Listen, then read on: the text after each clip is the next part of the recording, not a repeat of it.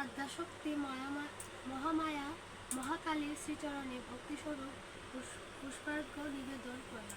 চন্দ্র সূর্য গ্রহ নক্ষত্র নিহারিকা সহ সমগ্র বিশ্ব ব্রহ্মাণ্ড যার আলোয় উদ্ভাসিত সেই তিমির বিনাশিনী ভবতারিণী অনন্ত ব্রহ্মাণ্ডের অধিষ্ঠাত্রী মায়ের মহিমা সকল সৃষ্টির মধ্যে সবসময় বিরাজমান ছিল, এখন আছে এবং ভবিষ্যতে থাকবে।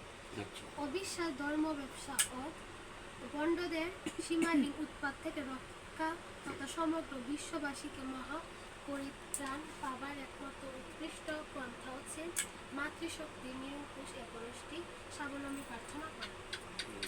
জন্ম জন্মান্তর ধরে তপস্যা করে যে তপস্যা লব্ধ জ্ঞান অর্জিত হয় তা দিয়ে মাতৃশক্তির অপার মহিমা বর্ণনা করে সমাপ্ত করা যাবে।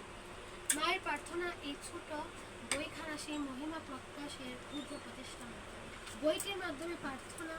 বইটির মাধ্যমে মায়ের প্রার্থনার বিবিধ নিয়মকানুন সহ সরল ভাষায় উপস্থাপন করা হয়েছে।